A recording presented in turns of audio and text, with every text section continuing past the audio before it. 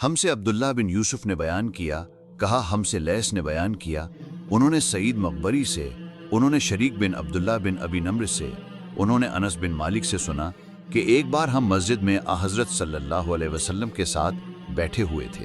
اتنے میں ایک شخص اونٹ پر سوار ہو کر آیا اور اونٹ کو مسجد میں بٹھا کر باندھ دیا۔ پھر پوچھنے لگا، بھائیو، تم لوگوں میں محمد صلی اللہ علیہ وسلم کون سے ہیں؟ حضرت صلی اللہ علیہ وسلم اس وقت لوگوں میں تکیہ لگائے بیٹھے ہوئے تھے۔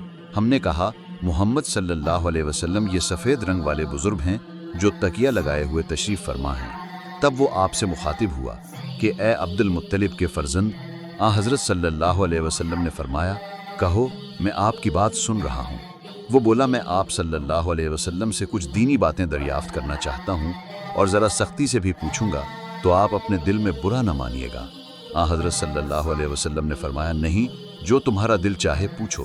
تب اس نے کہا کہ میں آپ کو آپ کے رب اور اگلے لوگوں کے رب تبارک و تعالیٰ کی قسم دے کر پوچھتا ہوں کہ آپ کو اللہ نے دنیا کے سب لوگوں کی طرف رسول بنا کر بھیجا ہے؟ حضرت صلی اللہ علیہ وسلم نے فرمایا، ہاں یا میرے اللہ۔ پھر اس نے کہا، میں آپ صلی اللہ علیہ وسلم کو اللہ کی قسم دیتا ہوں کہ اللہ نے آپ صلی اللہ علیہ وسلم کو رات دن میں 5 نمازیں پڑھنے کا حکم فرمایا ہے؟ حضرت صلی اللہ علیہ وسلم نے فرمایا، ہاں یا میرے اللہ۔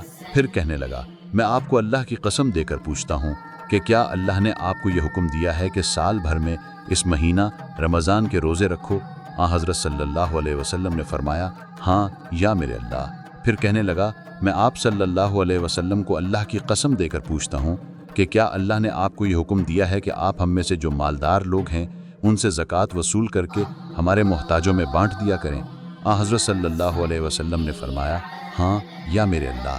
تب وہ شخص کہنے لگا، جو حکم آپ صلی اللہ علیہ وسلم اللہ کے پاس سے لائے ہیں میں ان پر ایمان لایا، اور میں اپنی قوم کے لوگوں کا جو یہاں نہیں آئے ہیں بھیجا ہوا تحقیق حال کے لیے آیا ہوں۔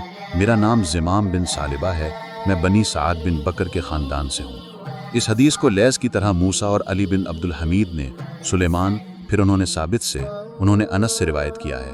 انہوں نے یہی مضمون حضرت صلی اللہ علیہ وسلم سے نقل کیا ہے۔